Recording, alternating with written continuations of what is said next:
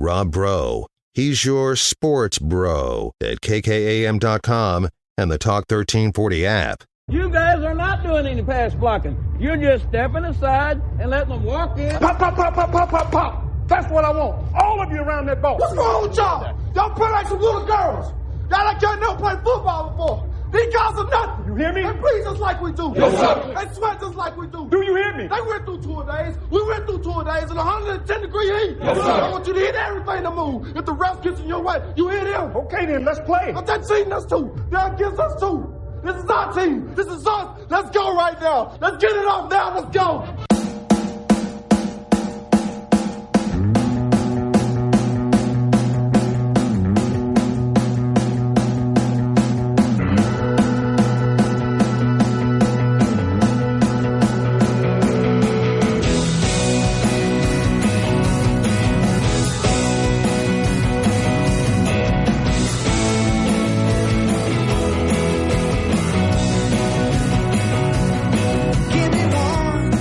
Welcome back. Just one chance tonight. It's Rob Bro Show, Talk 103.9 News. Money Sports just got done with the Raiderland. Now we're moving into the Rob Bro Show. I am the host, Rob Bro.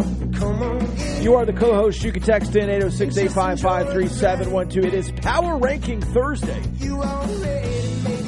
We'll power rank some hot sauces today. We'll also power rank the quarterbacks left in the NFL playoffs. We'll power rank the NFL playoff teams. And I think at this point, with 8 teams left, we'll just power rank the teams left in the NFL playoffs. I think that let's just go ahead and combine them. I guess we could combine them next week, but let's combine the NFL playoffs. We'll also power rank the Big 12 basketball world, which I'm not really looking forward to, but I'm not looking forward to it either. We'll also clean up the text line from the Raiderland as we get into it. I did look up Neil Smith, defensive end, second overall pick in the 1988 draft to the Chiefs. Also played with the Broncos. This texter, Neil Smith, isn't in the Hall of Fame, but should be, could be. Second overall pick in the 1988 draft to the Chiefs. Dominating at times. I remember once he totally dominated the Pro Bowl skills competition too. An athletic freak.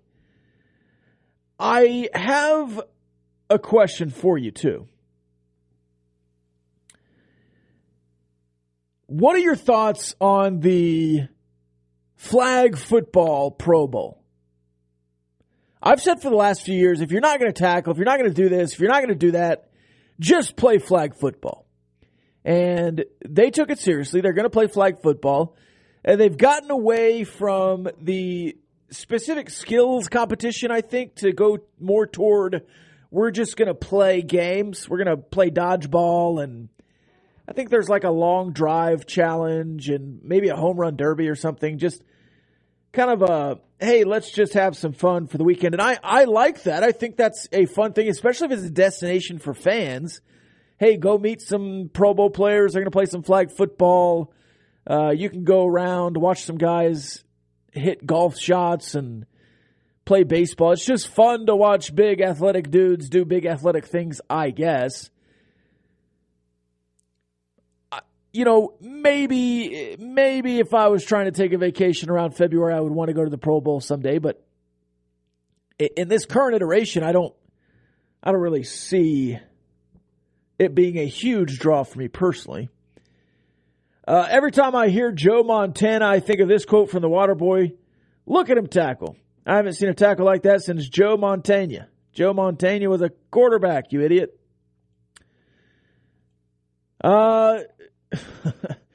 Tabasco from Louisiana is type A personality, always known. Cholula is made in Mexico. Type B personality, blending in and complementing many foods. I'll take Tabasco a little more often. Players placed on the Cowboys. They would go Steve Young over Troy Aikman in the quarterbacks that we talked about earlier. And here's an idea for 2 playoff teams. Buffalo would get O.J. Simpson in his prime. And then you would add Tony Gonzalez to the Chiefs, along with Travis Kelce, would be an unbelievable tight end duo.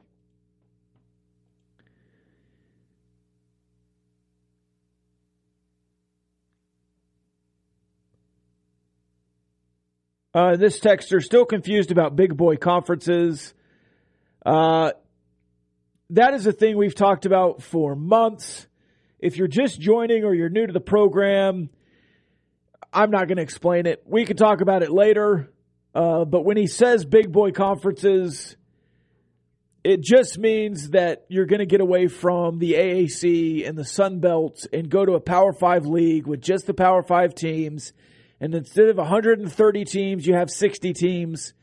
And you compete there. And the playoff is only available to the Power 5. You're not letting, Cincinnati dream of punching up when they were in the AAC. There's no Boise State Cinderella story. It's just Power 5 versus Power 5. There's 60 teams. You have 16 teams in the playoff, and you go from there. And this texter, I believe, is the guy who's always complaining that Oklahoma has more money than Texas Tech, and Texas Tech will never be good because of it. Okay. Oklahoma with all the money in the world. Texas with all the money in the world has gone below 500 a lot of times in the last decade. Oklahoma was just 6-6. It happens to every program. And I think when you're talking about NIL, we were talking about Rashada at the end of the last hour.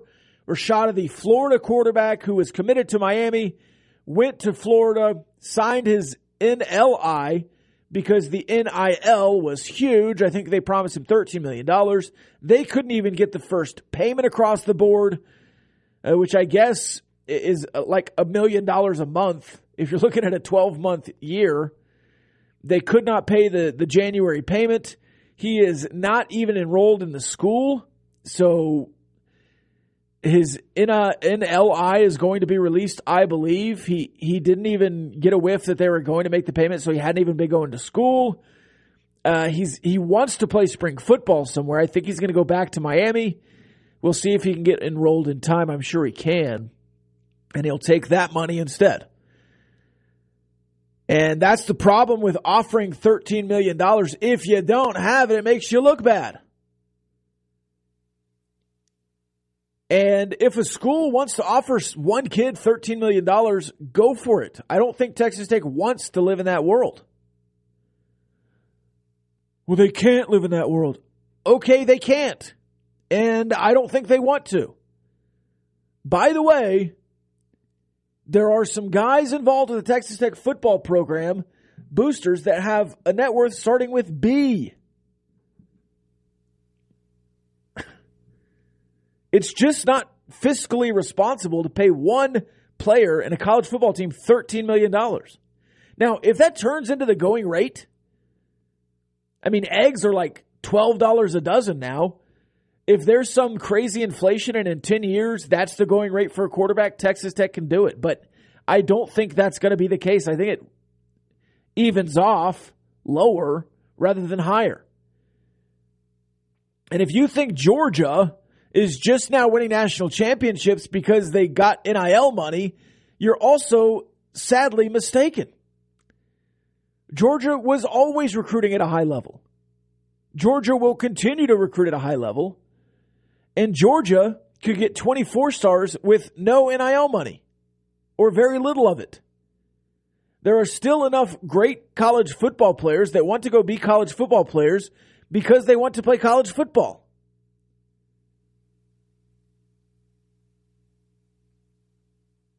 And just because you pay a guy $4, $5, $6, $7, $8 million doesn't mean he's going to turn into that production machine. It's still a risk. And if you want to risk it, fine. And if you're able to get that payment, go do it. I wish somebody was offering me $9 million. I'm not going to sit here and be jealous about it. And I'm not going to sit here and complain because Texas Tech isn't getting $9 million quarterbacks.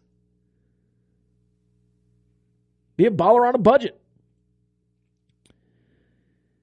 Power ranking Adam Sandler movies. Okay. Legitimate question on this power ranking. To this texter.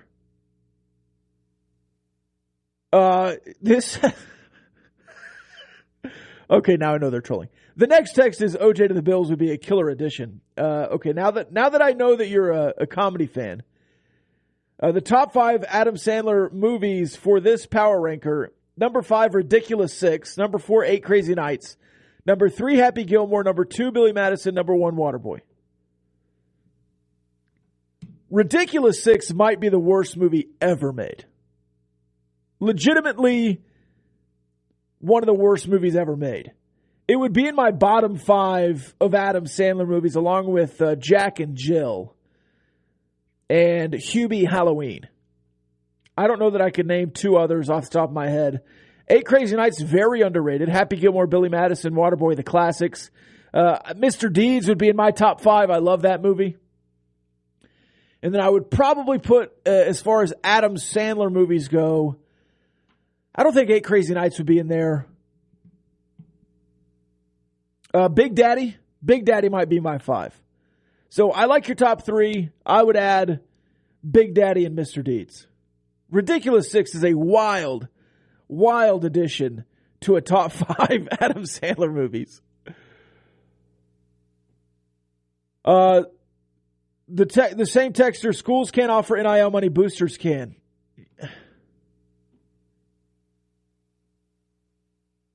Duh. Like, who said they... What does that even matter? The school still has to recruit. And again, if a player's going somewhere just for the money, you don't have buy-in. What I'm saying is Georgia can recruit without the Dog Collective or whatever it is. Georgia will get players because they're Georgia. Georgia doesn't need NIL. Georgia never needed NIL. Georgia is Georgia. Georgia is a machine. Alabama is a machine. Nick Saban is a machine. Now, there's some evening of the playing field because schools like Tennessee and whoever else in the SEC have some boosters that can jump in. But Georgia is going to be fine regardless of the NIL input. And Texas Tech still has control of who is recruited. These coaching staffs, TCU, Baylor, West Virginia, they still have control of who's being recruited. Now, they can talk to the boosters and say, hey, we want some money for this guy to get this guy on campus, but it's a conversation between the school, the program, and the boosters. And if the boosters are in control, you're not going to be good at football.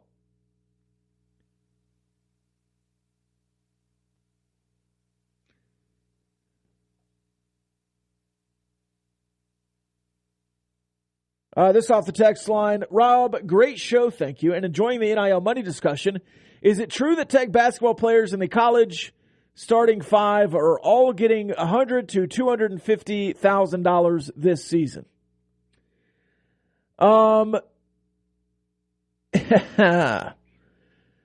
That is not true, because I think most of them are getting, yes, it's true.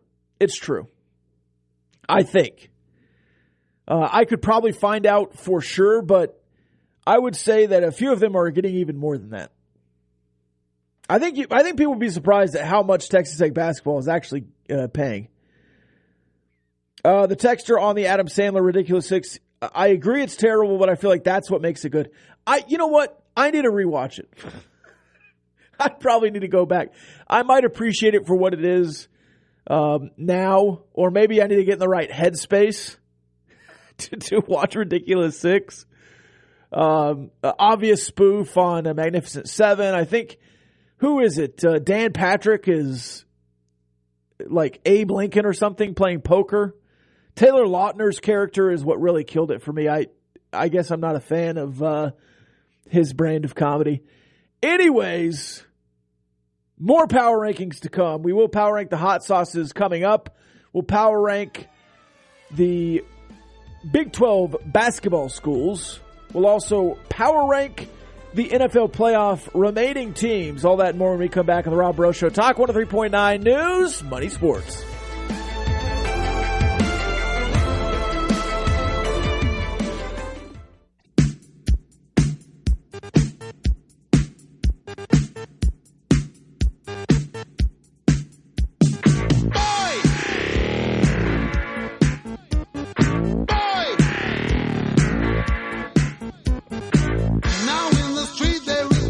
Welcome back. It's Rob Bro Show, Talk 103.9 News, Money, Sports. Doing some power rankings today.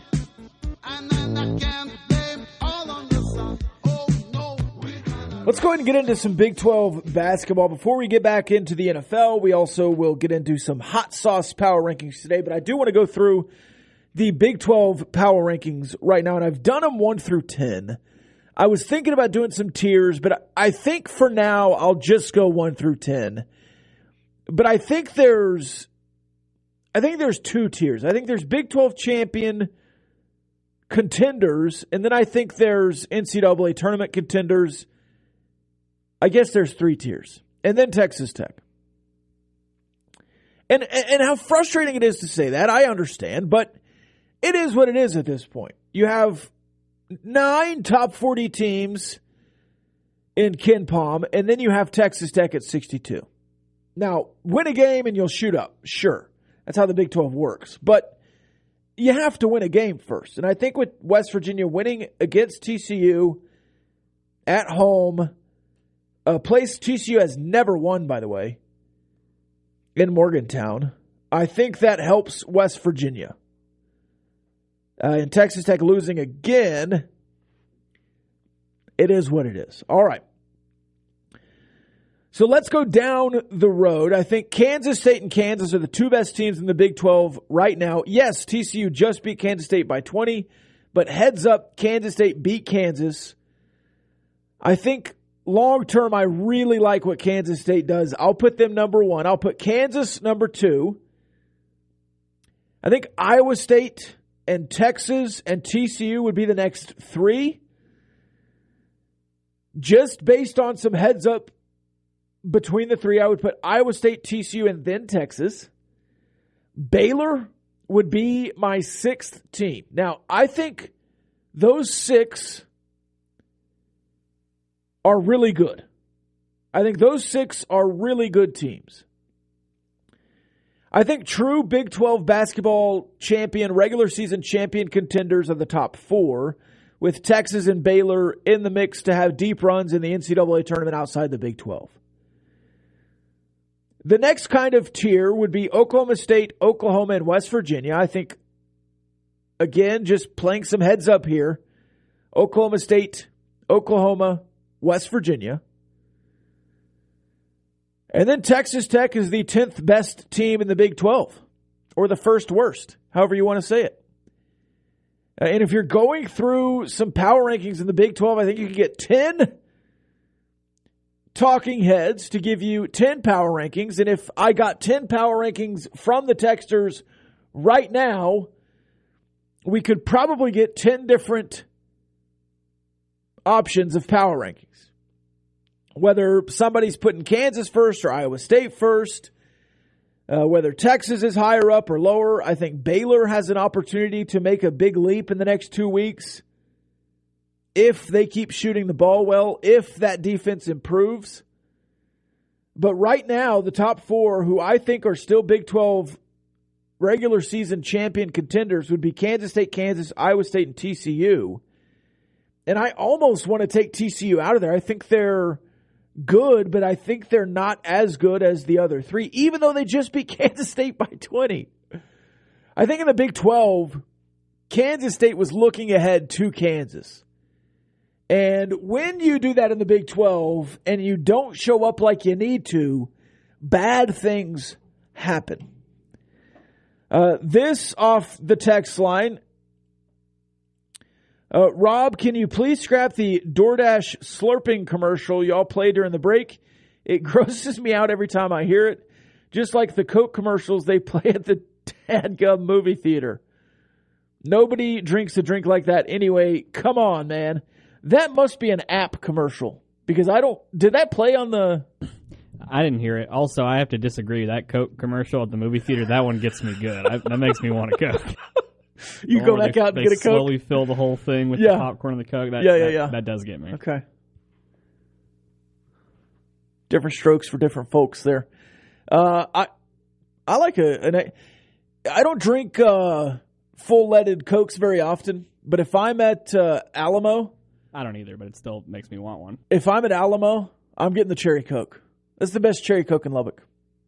No free ads, but I do like the Alamo Drafthouse. I think it's a real Coca-Cola with some grenadine in it, maybe, which is why it makes it so good. It's probably also very unhealthy, but it is what it is. Lots of people putting in their NFL power rankings. We'll get to those in the next segment. Power rankings that I like to be toasted, and then 1 through 5 is just Eli Apple. I do love when that guy gets burnt to a crisp. It's pretty awesome. All right, let's take the break here. We've got a lot of NFL power rankings rolling through. We'll do those on the other side. We'll also do some hot sauce power rankings on the show today. It's the Rob Breaux Show. Talk 103.9, the divisional round power rankings when we come back in the Arctic Air Studios.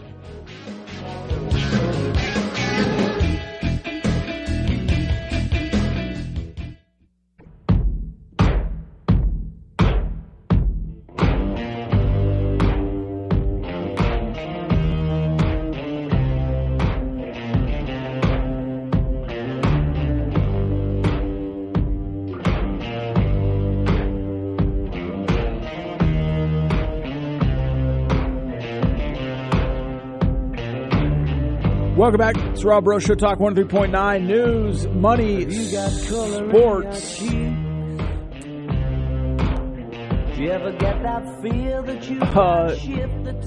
The slurping commercial must be on the app. It is on the app, but drives me crazy, the texter says. Sorry. My top remaining NFC teams: 4 Giants, 3 Eagles, 2 49ers, 1 a healthy and motivated Dallas Cowboys team. If Dallas is not motivated, then I'd put them at number 3. I just think they're very good and very hard to beat when healthy and motivated. Yeah, I think every team is motivated at this point. My power rankings: the Buffalo Bills, number 1, Kansas City, Philly, Cincinnati, number 4, Dallas, San Francisco at 6, the Giants at 7, and then the Jacksonville Jaguars at 8. Hoops, Big 12 power rankings: Kansas, Iowa State, Kansas State in Tier 1. TCU, Texas, Baylor, Tier 2. Oklahoma, West Virginia, Oklahoma State in Tier 3. And then in the cellar, the Red Faders. Number 10. I've never heard the Red Faders, but if I use that one again, remember it's from you, texter. That might be something I use. They can't finish a game. That's the perfect name for them. Man, the Red Faders. That's tough. That is tough.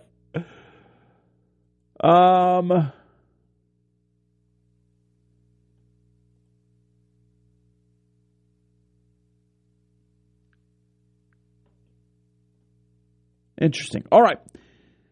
Let's go back to the NFL. Here are my NFL power rankings. We're going to go all the way through the divisional round.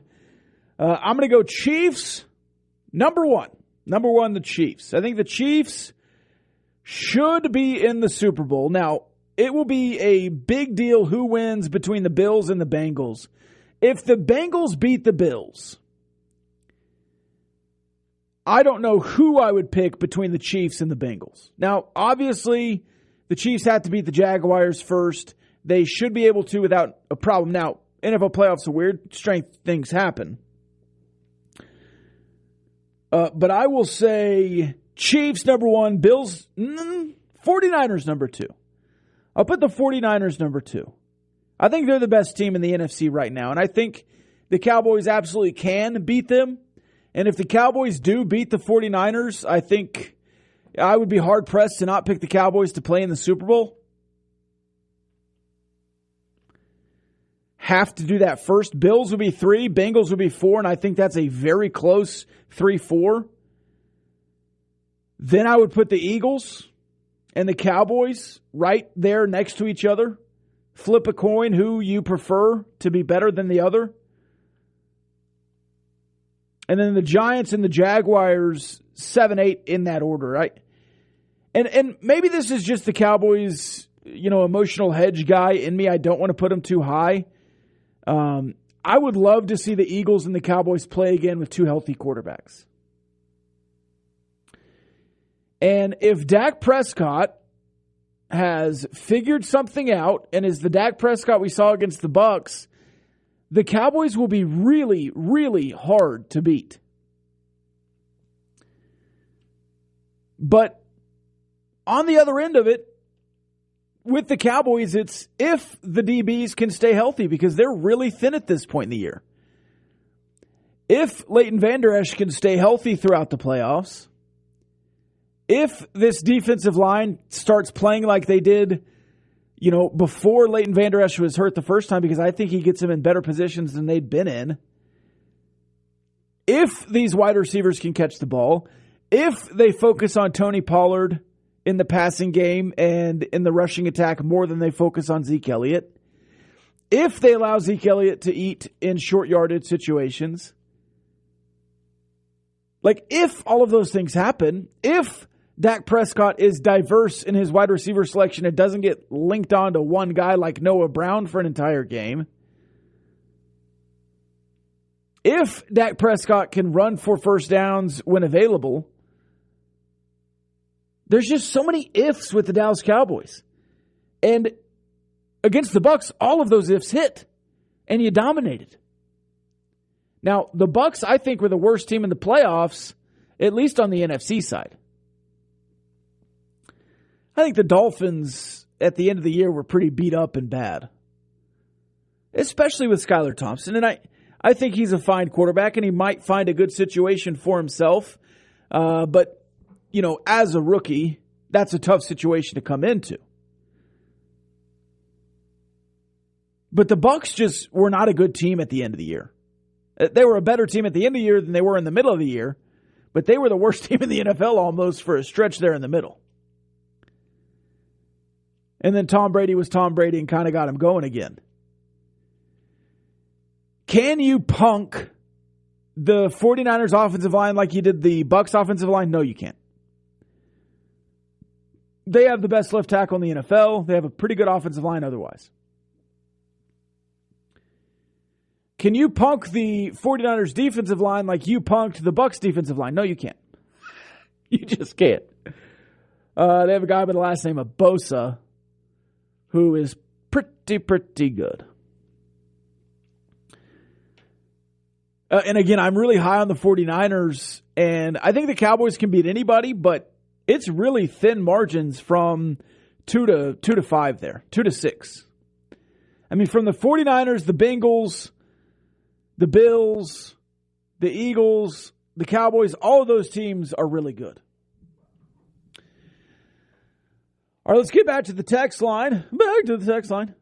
Georgia recruits a high level because they're a blue blood program. Blue bloods don't exist anymore. They were a blue blood when Herschel Walker was there. Yes, that's true.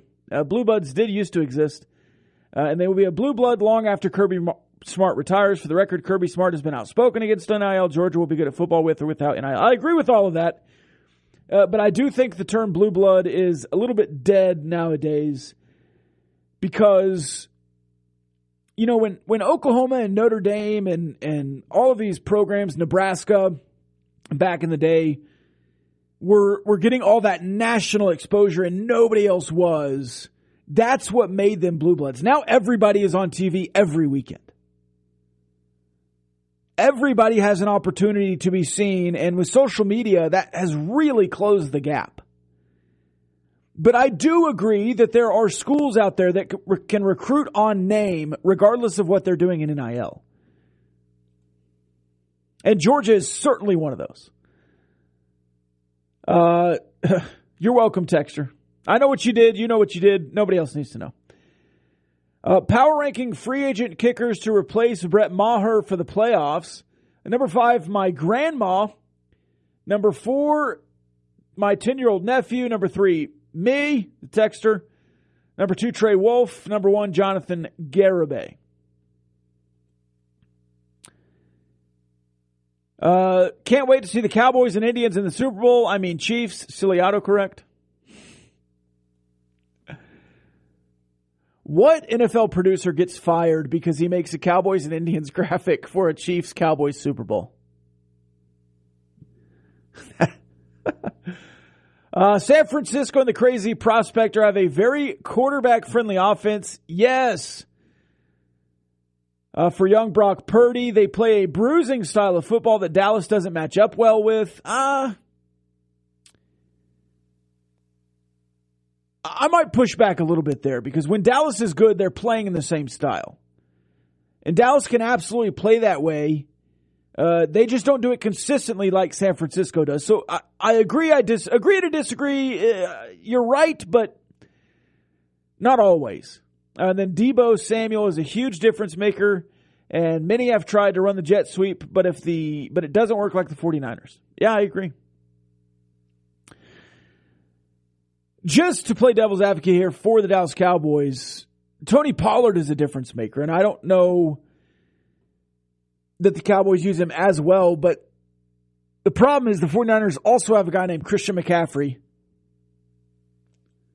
Really hard to contain the 49ers offense. NFL power rankings, Chiefs, Bills, Cowboys, Niners, Bengals. Man, y'all love the Cowboys. Hey, if the Cowboys team that played the Bucs shows up this weekend, I will be right on track with all of you. And I am prepared to be hurt again. But if the Cowboys that showed up against the Texans or the Jaguars or, God forbid, the Commanders in the final week of the year, if they show up this weekend, the Niners might win by 30. It could be ugly. And you talk about experience. McCarthy and Shanahan both have playoff experience. Now, one of them has won a Super Bowl. But if you look at Shanahan, he's coached in several with the Falcons. Disaster.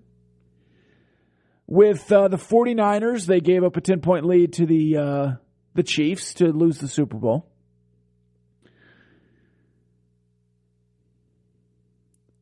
Mike McCarthy has a Super Bowl championship back when he coached in Green Bay. So, I don't know. It's a good matchup. I'm very excited for it. We'll surely talk about it more tomorrow. We'll also talk more Chiefs-Jags tomorrow as well. But as we head into the final break, we'll continue to take text messages. You guys have been great today.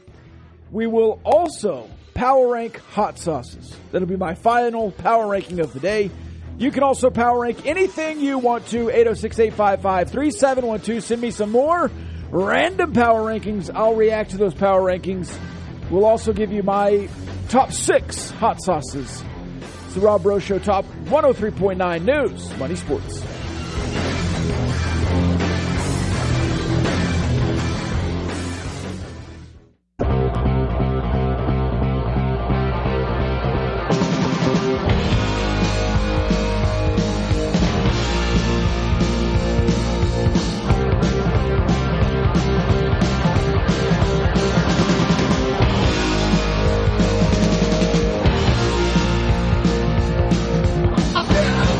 Welcome back.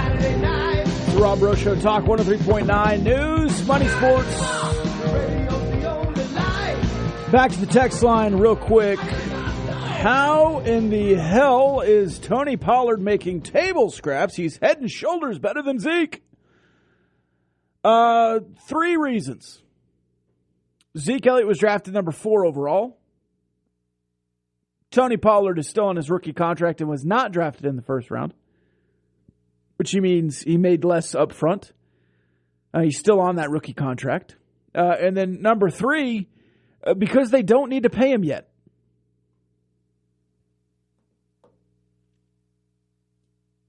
Hope that explains it. Now, if they want him back next year, they'll have to pay him, obviously. But you'll have to get rid of that Zeke contract to start paying people. If Purdy is QB1 next year, does the 49ers call Baltimore to get Kolar? That'd be pretty cool of them to do.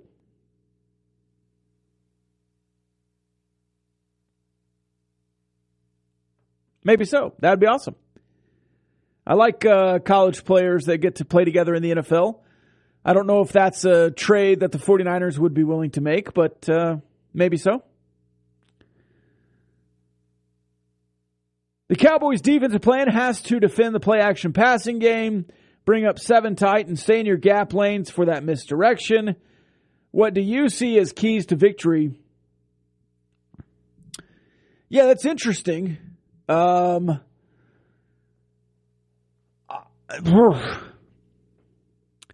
think offensively, you have to contain the 49ers pass rush. I think you have to run the ball effectively.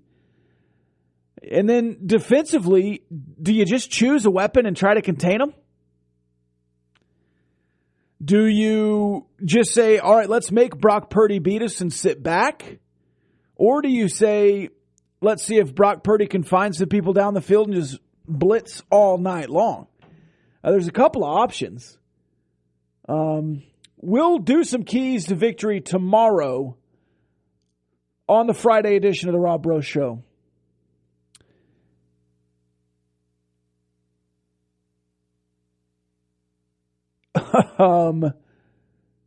This one, the Big Game Boomer account just came out with a new rankings.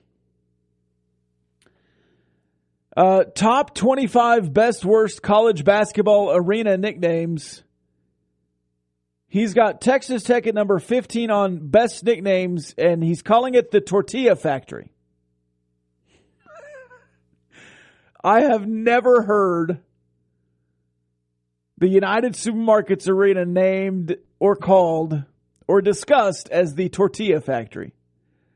But hey, I'm glad that Texas Tech is in the top 15, I guess. Some of the other ones, you have the Octagon of Doom at number 2. That's a Big 12 one. The Fog, Kansas, Fog Allen. Going across. I mean, some of these are just made up. Like a lot of these don't even exist. Nobody calls Cameron Indoor Hansborough Indoor, I don't believe. I think that's a troll job. The Dirk, that's Providence. That's a good one. The Pit is number 1 for New Mexico. A lot of those just are trolls, I think. And I've never heard of the Tortilla Factory, no. All right, top 5 hot sauces. I'm going to give you the top 6, and really it's 7. But one brand, I like both of them, so I gave you both of them. All right. We'll go with Yellowbird Serrano. Shaquanda's hot pepper sauce. There's also a green one that is really good on eggs. Cholula Chipotle. Aardvark secret habanero sauce. That one is incredible. The classic go-to, I get it at Food King. It's the Red Devil Cayenne. It might actually be at United now, but for a while it was only at Food King. And then the old classic, Frank's Red Hot. You put that stuff on everything, and that is true. But if you want to broaden your horizons, I encourage you to go find some Yellowbird. You can get that at United Supermarkets. You can get it at Market Street. The Aardvark sauce, the habanero sauce is really good. It's got a pretty good kick to it. And then the old standby. I think Frank's Red Hot is one of the best. If I'm going for a Tabasco style, it would be Louisiana or Crystal. I don't personally like Tabasco sauce, but it is what it is. I know a lot of people do. And I guess if you're having to put on something, I do like it in a gumbo or a chili. It'll do in a pinch on eggs, but I would rather just eat plain eggs. Are you a hot sauce guy, Connor? Do you like hot sauces? I don't put a lot of hot sauce on stuff. You know, I like hot salsa, but I don't really put hot sauce on much.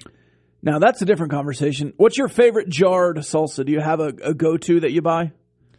My go-to is Kylitos. Yes, but I don't know if it's. I don't know if I'd say it's my favorite. I do love it, but very good. I like the roasted Kylitos is very good. or the garlic one. It's just like garlic salsa. Very good. Jay's salsa, another local one. That's pretty good too. Both of those find at United Supermarkets. You can go to your local United Supermarkets. Hey, they're doing flu shots and everything right now. They're free with most insurances. You get 10% off your groceries if you go over there and do it. All right. This show is not brought to you by United Supermarkets, but we do love United Supermarkets. You can get all those hot sauces there, too. Here in the Arctic Air Studios, the Rob Bro Show, Talk 103.9, we are wrapping up today. Tomorrow will be a fun Friday, or a fast Friday, as Hyatt calls it. We'll have our Friday fades on the Raiderland and another hour of the Rob Bro Show to wrap up the week. I have been Rob Bro. I'll be Rob Bro tomorrow. Lord willing, and the crick don't rise. We'll see you then.